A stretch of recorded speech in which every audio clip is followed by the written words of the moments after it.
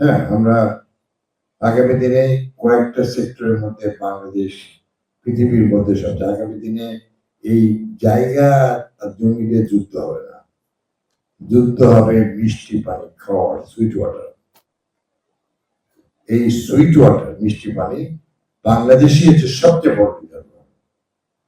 পেট্রোলের চেয়ে এই মিষ্টি পানির দাম অনেক বেশি, আগামী দিনে আরো বেশি হবে। পৃথিবীর এখনো 7-8টা দেশের যুদ্ধ হয় নদীর পানি নিয়ে।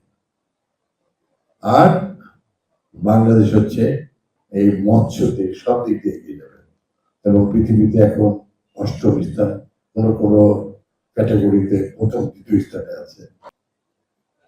এই 27 সালের মধ্যে দেখবেন বাংলাদেশের 2টা, একটি হচ্ছে পদ্মা নদীর উপরে হচ্ছে বাঁধ নির্মাণ এবং রাজশাহী ফারাক্কা থেকে এসে যত উদ্যানের জায়গায় সমস্ত জায়গায় এই মিষ্টি পানি ধারণ, কৃষিকাজ আর মৎস্য।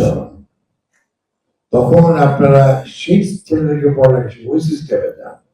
হ্যাঁ, পৃথিবী হলাইট করে ওরা তো ফুল চাষ করে আমাদের চেয়ে বেশি অর্থ পায়।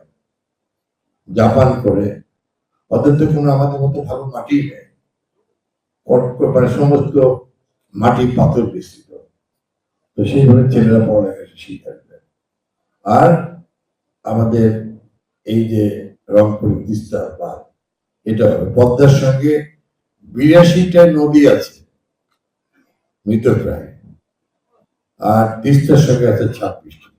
প্রত্যেকটা নদী সেই যৌবনের ভরপুর আছে। এখন যেমন পদ্মা নদী সেরকমই হবে, সারা বছরই পানি থাকবে। আর বর্ণাই নদীর নিচে দুর্গাপুর প্রান্তে যেখানে সেকেন্ডারি করে সেখানটায় চাইনিজ রাবার ড্যাম হবে। বর্ণাই নদীর সেখান থেকে একদম হচ্ছে রংপুর পর্যন্ত পুরো পানিতে ভরপুর থাকবে। শীতকালে হবে, ব্যাপক মৎস্য চাষ হবে। যে সমস্ত খালগুলি আমরা শহীদ জিয়াউর রহমান মাননীয় প্রধানমন্ত্রীর নির্দেশে আমরা খনন করছি, সেগুলো মৎস্য চাষ হবে। তা আপনারা সেই দিক দিয়ে চিন্তা করেন। তবে ভবিষ্যতে আমাদের দেশের মানুষ বিদেশে ওই চিংড়ি মাছের মতো যেন অবস্থা না হয় বাইরে আমার, এইটি আপনারা খেয়াল করেন। অসাধু দু একজন ব্যবসায়িক সমস্ত ব্যবসা যেন না হয়।